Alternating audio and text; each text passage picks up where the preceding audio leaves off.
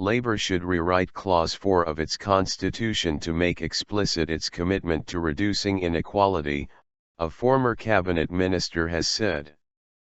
Byrne said different wings of the party could unite around the idea and it could win support from business frustrated the UK was too unequal.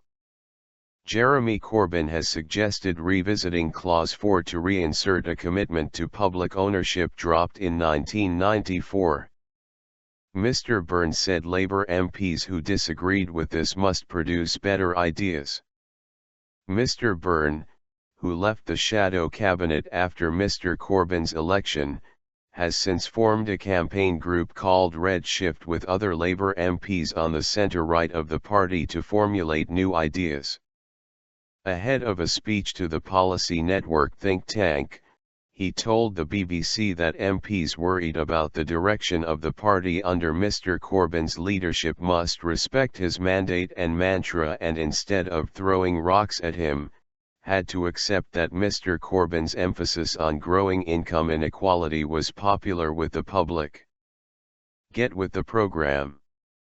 By rewriting Clause 4, he said, Labour would demonstrate that it was placing the fight against inequality at the heart of the party's aims and values while also recognising that reconnecting wealth creation and social justice was key to the UK's future economic competitiveness.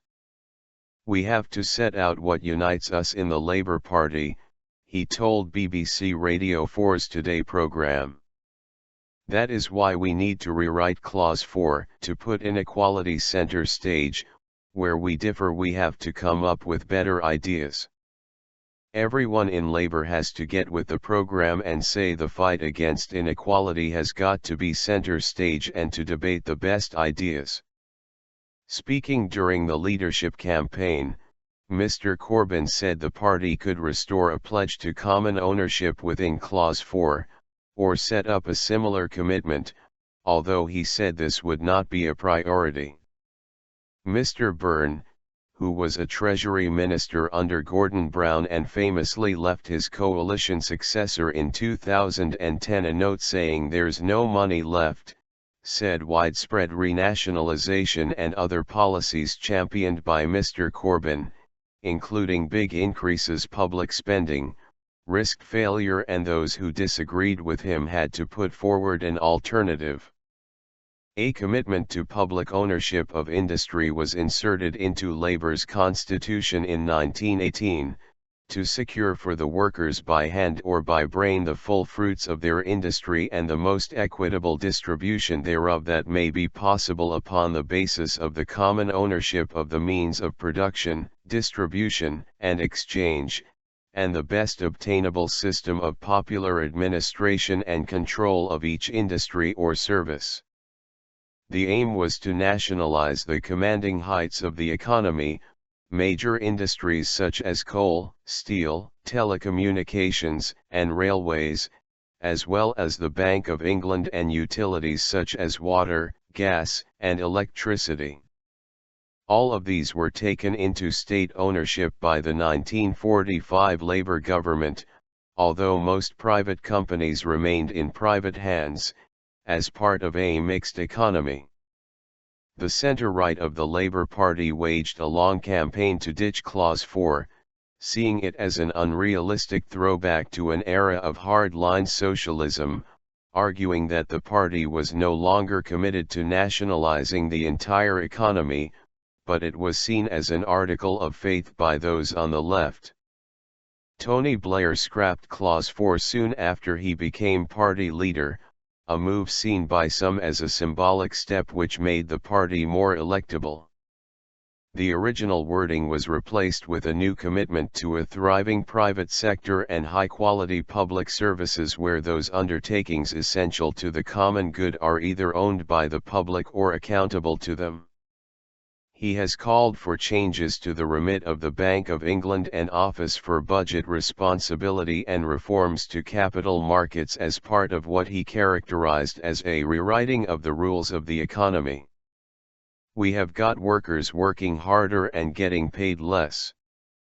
The result of all that is that we have got billionaires going up and more children in absolute poverty going up. That is not good enough. That inequality is scarring our country. We have to come up with different rules. Rather than getting in a head-butting contest with business, he said Labour must work with them in areas of common agreement, such as the need for viable reforms to welfare and schools and greater investment in science. CBI absence.